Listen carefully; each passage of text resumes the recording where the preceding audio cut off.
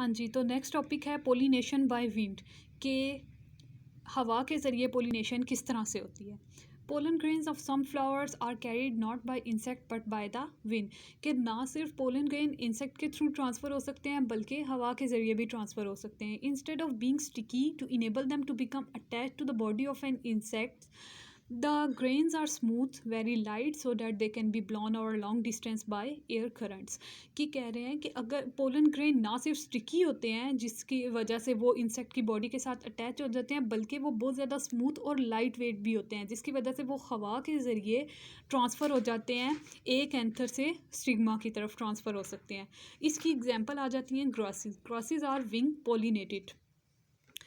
Grasses में क्या होता है कि उनके जो एंथर ग्रास के फ्लावर को ये आपको डायग्राम में शो किया हुआ है कि उनके जो एंथर होता है ना, ये एंथर है, तो एंथर जो है वो बॉडी से फ्लावर यानी कि फ्लावर से आउटसाइड हैंग कर रहा होता है, ठीक है, और जो स्टिग्मा होता है वो भी आउटसाइड हैंग करता है। तो इसकी वजह से क्या होता है कि एंथर जो है एंथर से पोलन ग्रेन इजीली ट्रांसफ़र हो जाते हैं स्टिग्मा में।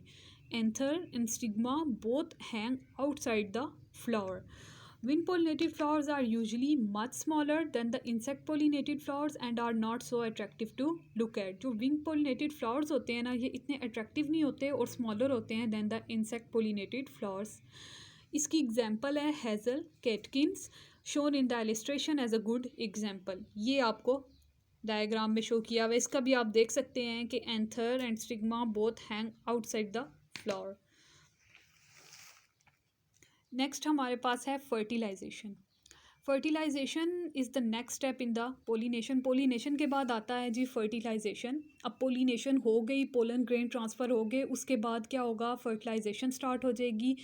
फर्टिलाइजेशन में क्या होता है कि जो मेल रिप्रोडक्टिव सेल है उसका न्यूक्लियस और फीमेल रिप्रोडक्टिव सेल का न्यूक्लियस दोनों यूनाइट करते हैं, they join up and form a new plant.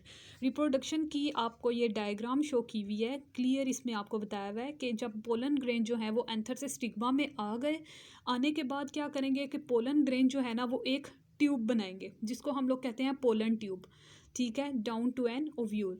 जब ये पोलन ट्यूब जो है ये ओव्यूल तक पहुंच जाएगी यानी कि मेल रिप्रोडक्टिव सेल तक आ जाएगी, तो क्या होगा कि जो न्यूक्लियाई है पोलन ग्रेन के अंदर, जो मेल रिप्रोडक्टिव सेल की न्यूक्लियाई है, वो ये न्यूक्लियस है, ये आप देख रहे हैं, ये न्यूक्लियस जो है वो नीचे आएगा, ओव्यूल तक आएगा, ओव्यूल में आके वो फीमेल रिप्रोडक्टिव न्यूक्लियाई के साथ ज्वाइन अप करेगी और ज्वाइन होने के बाद क्या होगा, उसको फर्टिलाइज़ कर देगी और इस तरह से फर्टिलाइजेशन का प्रोसेस स्टार्ट हो